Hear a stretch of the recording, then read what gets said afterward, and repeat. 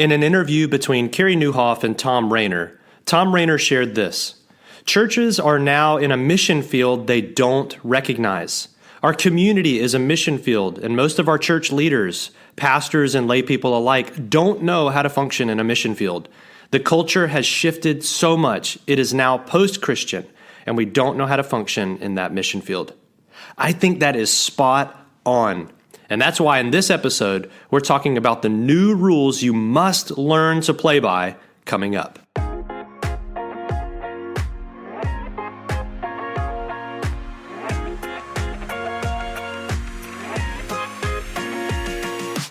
Welcome back to the Living Sent podcast. I'm your host, Justin Wester. If you are new to the podcast, I release a new episode on the first Wednesday of each month with the purpose of helping you live like a missionary, a sent one of God within your household, your neighborhood, your workplace, and your city.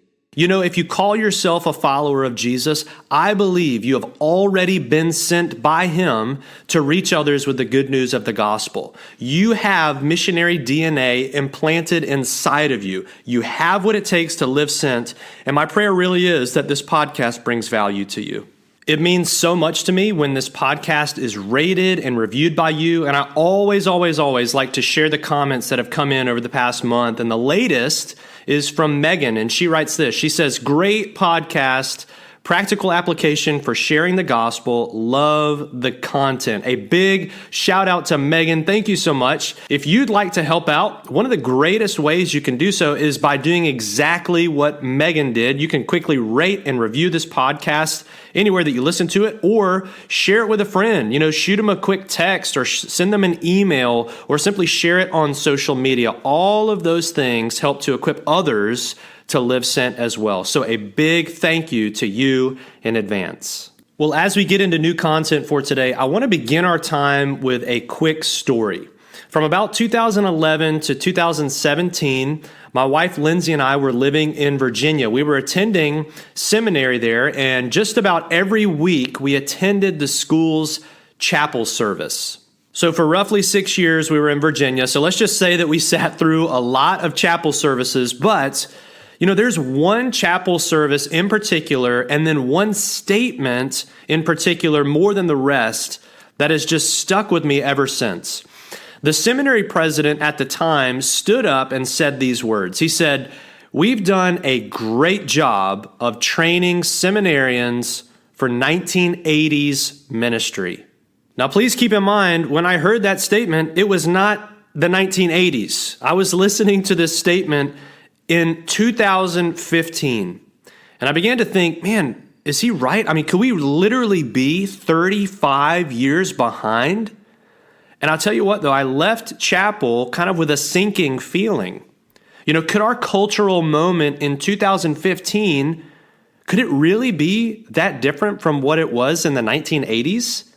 And I have to tell you, something resonated inside of me that said, he is right. And friends, that was 8 years ago nearly, and his words still ring true. Our culture has changed, and the reality is it's constantly changing. Now, let me preface what I'm about to share. You know, none of what I'm about to say is new in the sense that you've never heard of it, but what may be different here is that it's all in one spot. So my goal is that you get a quick cultural snapshot that helps you connect some dots in terms of living sent and the new rules that you must learn to play by. So here we go. Here's a snapshot of how different things have become today.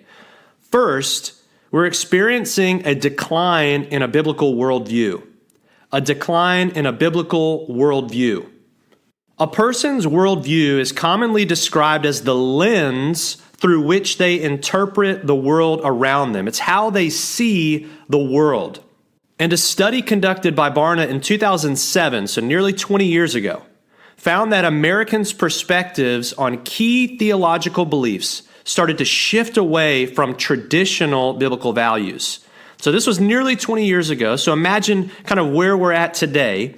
And many of those views centered on things like this: God, Jesus, Satan, life after death, the authority of Scripture, evangelism, salvation, things like that. And while there's much more to holding a biblical worldview than those topics, these broad shifts really started to reveal culture's steady trending away from the basic tenets of Christianity. So we're experiencing that on a large scale, a decline in a biblical worldview. Here's the second thing we're noticing: dwindling church attendance. Dwindling church attendance. Again, this is nothing new. Church attendance has actually been lagging behind population growth for years. However, what is interesting to note is that church attendance among professing Christians is also dwindling. So a 2019 study by Pew Research Center said this: in 2009, regular worship attenders, so those who attend religious services at least once or twice a month, they outnumbered those who attended services only occasionally or not at all by a margin of 52% to 47%. They said today, those numbers are reversed. So what does that mean? That means people on average are attending church less often, and professing Christians are also attending church less and less often. Here's the third: a drastic rise in the religiously unaffiliated. A drastic rise in the religiously unaffiliated. So by religiously unaffiliated, I mean to say those who self-identify as either atheist, agnostic, or nothing in particular. This group is often referred to as the nones, and this group has really been growing rapidly in America over the last 10 years. James Emery White, in a book he wrote called Meet Generation Z, wrote this. He said, "The nones are no longer the second largest religious group in the United States. They are the largest, and they are still by far the fastest growing." There is a drastic rise in the religiously unaffiliated. And then fourth, the death of evangelism. The death of evangelism. So a little bit of background information here. If you're unfamiliar with the Southern Baptist Convention, they produce an annual report based on data that's collected from thousands of local SBC churches, and it's called the Annual Church Profile. The Annual Church Profile, it's commonly referred to as the ACP, and this ACP really gives a snapshot of the overall health of the denomination. And the 2021 report revealed that baptisms, which is a key indicator for evangelism, baptisms are down from their peak in 1970, and they're down by 65%. And they're also down from 2019 by 35%. Why am I referencing 2019? Remember, that is the last pre-COVID year. So it serves as like a really great benchmark in terms of survey and stats. So it's down 65% from 1970, and it's down 35% from 2019. And in the same interview that I kicked off this episode with, Tom Rainer suggested that he and his team at Church Answers are discovering nothing less than the death of evangelism within evangelical churches. So that brings us to the key question: why am I sharing all of this?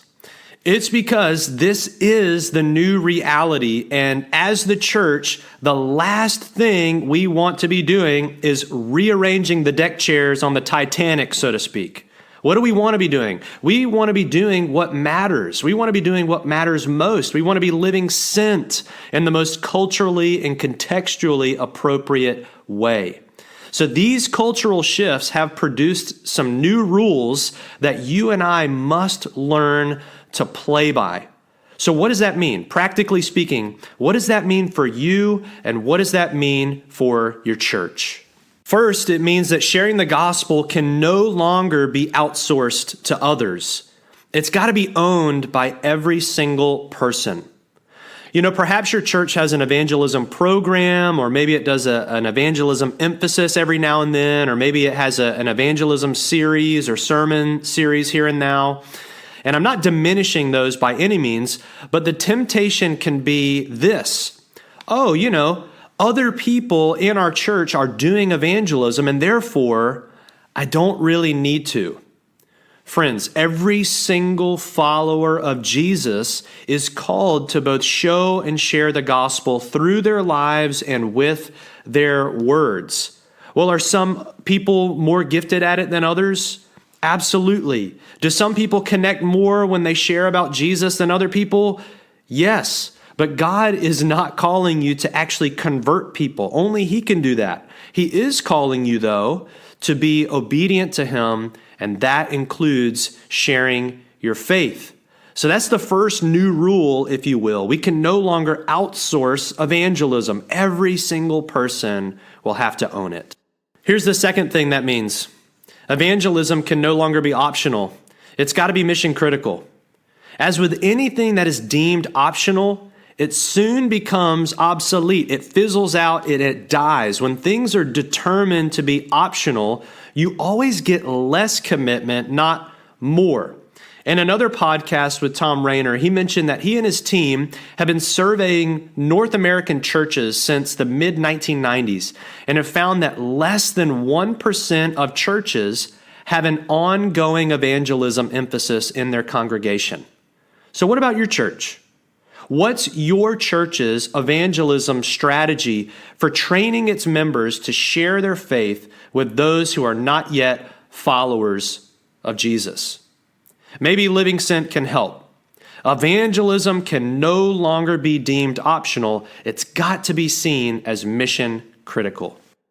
And here's the third thing. We need a new way of sharing the gospel for our current cultural context. Let me say that again. We need a new way of sharing the gospel for our current cultural context. In 2019, Barna released a new report called Reviving Evangelism, and in the report, one of the contributors was quoted as saying this: "The next generation is saying, I know how to do it. I know what you're asking me to say. I just don't want to share it. I don't want to do it your way. I want someone to know Jesus, but I can't confront them or proclaim the way you've trained me. I won't do it that way. I need to find another way." And in general, the church's approach has been to train individuals to memorize and share long presentations. And I think those had a time and place, but today it's different. In the same report I just mentioned, they found that the top two qualities that non-Christians look for in a person with whom to talk about faith are this. Number one, they're looking for a person who listens without judgment. 62% said that. And then number two, they're looking for someone who does not force a conclusion. 50% said that they're looking for someone like that. Here's what that tells me. Our culture is still very, very interested in talking about faith, in talking about things of faith, talking about Jesus, but they want to do it within the context of a conversation where they are respected, where they are given space. So a quick recap. Sharing the gospel can no longer be outsourced to others. It's got to be owned by every person. Evangelism can no longer be optional. It's got to be mission critical. And we need a new way of sharing the gospel for our current cultural context. Folks, these are the new rules we must learn to play by if we're going to see those who are far from God be brought near through the power of the gospel. I'd love to hear your thoughts on this and how Living Sent has changed your approach to sharing your faith. If you're interested in learning more about this, check out my latest book, Living Sent, which offers a framework to use when engaging in gospel conversations with others. Well, that's all for this month. Remember, you don't have to live sent, you get to, and we'll see you next time.